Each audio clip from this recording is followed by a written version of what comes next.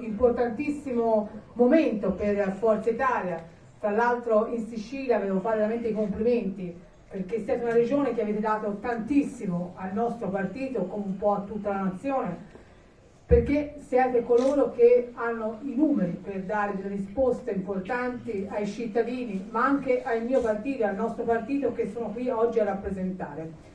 Su oltre 100.000 tesserati, voi in Sicilia avete fatto oltre 12.000 tesserati. Fatevi un applauso perché siete stati veramente bravi. Dovete insegnarci a tutti noi, soprattutto del centro nord, a fare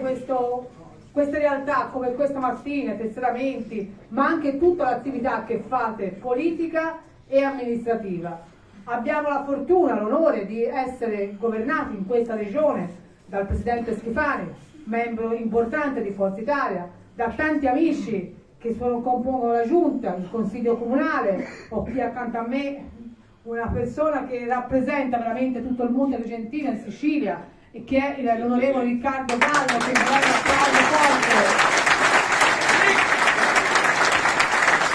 come anche l'amico l'onorevole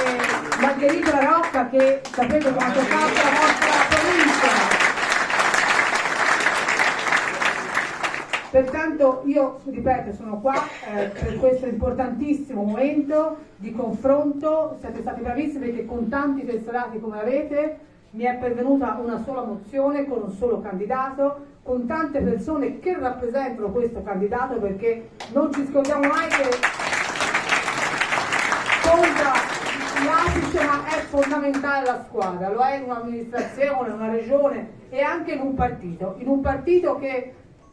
dall'inizio del 94 Berlusconi ha fatto tante rivoluzioni dal punto di vista politico,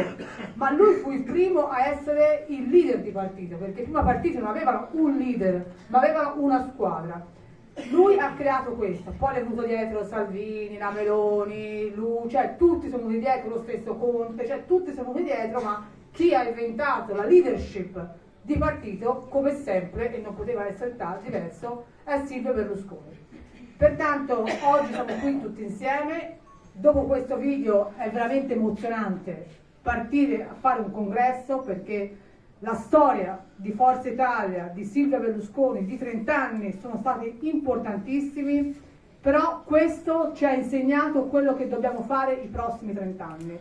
Che la linea l'abbiamo di già, non dobbiamo inventarsi nulla. Quando ci dicono e ora che fate senza Silvio Berlusconi? Io so già cosa fare, come tutti i miei colleghi, come tutti i consiglieri regionali, provinciali, comunali, dirigenti, iscritti, noi sappiamo già cosa fare, perché Berlusconi ci ha indicato cosa fare. Siamo tranquilli, abbiamo un mondo davanti, abbiamo degli obiettivi importanti e dobbiamo partire come stiamo facendo, grazie al segretario nazionale Antonio Tajani,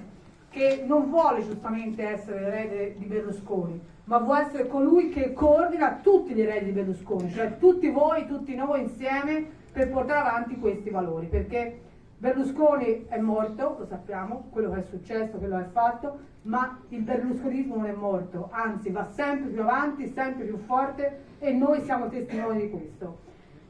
Io inizierei subito con l'apertura dei lavori per questo congresso che